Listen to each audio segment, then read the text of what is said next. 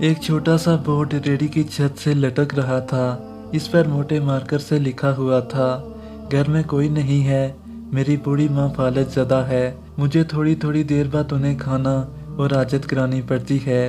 अगर आपको जल्दी है तो अपनी मर्जी से फ्रूट तोल लें और पैसे कोने पर रेगजीन के गत्ते के नीचे रख दीजिए।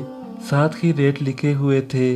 मैंने इधर उधर देखा, पास पड़े तराजू में 2 किलो सेब तोले, दर्जन केले लिए छापर में डाले, प्राइस लिस्ट से कीमत देखी, पैसे निकालकर रेडी के फट्टे के गत्ते वाले कोने को उठाया। वहाँ 150 10-10 के नोट पड़े थे। मैंने पैसे इसमें रखकर इसे ढक दिया। इधर उधर देखा कि शायद कोई मेरी तरफ मुतवज्जो हो और छापर उठाकर वापस फ्लैट पर आ गया। इफ्तार के बाद मैं और मेरा भाई इधर गए। देखा एक बारिश आदमी, दाढ़ी आधी काली आधी सफेद, हल्के क्रीम कलर कुर्ते शलवार में रेडी को धक्का लगाकर बस जाने ही वाला था और हमें देखकर मुस्कुराया और बोला, साहब फल तो खत्म हो गया। नाम पूछा तो बोला हादम हुसैन। फिर हम सामने ढाबे पर बैठे थे। चाय आई, कहने लगा, पिछले 3 साल से अम्मा बिस्तर पर है, कुछ नफसियाती सी भी हो गई है और अब तो फालज भी हो गया है। मेरा कोई बाल बच्चा नहीं, बीवी मर गई है, सिर्फ मैं हूँ और मेरी माँ। अम्मा की देखभाल करने वाला कोई नहीं है, इसलिए मुझे हर वक्त अम्मा का ख्याल रखना पड़ता है। एक दिन मैंने अम्मा के पाँव दबाते हुए बड़ी नरमी लहजा से कहा, अम्मा तेरी तीमारदारी को तो बड़ा जी चाहता है, पर जेब में कुछ नहीं, तू मुझे कमरे से हिलने नहीं देती, कहती है तो जाता है तो जी घबराता है, तो ही बता मैं क्या करूं। अब क्या गैब से खाना उतरेगा? ना मैं बनी इसराइल का जना हूँ और ना तो मूसा की माँ है, क्या करूं। ये सुनकर अम्मा ने हामते हामते उठने की कोशिश की। मैंने तकिया ऊंचा करके इसको बिठाया और टेक लगवाई। उन्होंने झुर्रियों वाला चेहरा उठाया, अपने कमजोर हाथों का प्याला बनाया और ना जाने रब्बुल आलमीन से क्या बात की। फिर बोली, तू रेडी वहाँ छोड़ आया कर, तेरा रिस्क तुझे इस कमरे में बैठकर मिलेगा।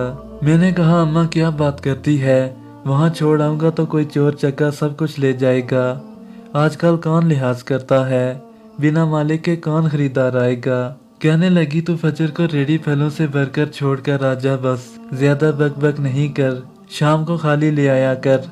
अगर तेरा रुपया भी गया तो ये खालदा सरैया अल्लाह से पाई पाई वसूल कर देगी। 2.5 साल हो गए हैं भाई, सुबह रेडी लगा जाता हूँ, शाम को ले जाता हूँ, लोग पैसे रख जाते फल ले जाते, देला ऊपर नीचे नहीं होता, बल्कि कुछ तो ज्यादा रख जाते हैं। अक्सर तहमीना नफा लागत से 300-400 ऊपर ही निकलता है। कभी कोई अम्मा के लिए फूल रख जाता है, कभी कोई और चीज। परसों एक बड़ी लिखी बच्ची पुलाव बनाकर रख गई, नोट टकाकर रख गई अम्मा के लिए। एक डॉक्टर का गुजर हुआ वो अपना कार्ड छोड़ गया, पुष्ट पर लिख गया, अंकल अम्मा की तबीयत ना संभले तो मुझे फ़ोन करना, मैं घर से पिक कर लूँगा। किसी हाजी साहब का गुजर हुआ तो अजवा खजूर का पैकेट छोड़ गया। कोई जोड़ा शॉपिंग करते गुजरा तो फ्रूट लेते हुए अम्मा के लिए सूट रख गया। रोजाना ऐसा कुछ ना कुछ मेरे रिज़्क के साथ मौजूद होता है। ना अम्मा हिलने देती है और ना अल्लाह रुकने देता है।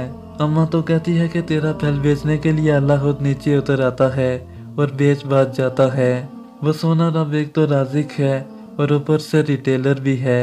आखिर में मुझे अपने बच्चों से कहना है कि अगर आप फारिग हों और अपने वालिदैन को काम करते देखें तो फ़ौरन उठकर इनकी मदद करें और इन्हें कहें कि अम्मी जान अब्बा जान लाइए, मैं मदद करता हूँ। फिर देखिएगा कि दुनिया और आखिरत की कामयाबियाँ कैसे तुम्हारे कदम चूमती हैं इंशाअल्लाह।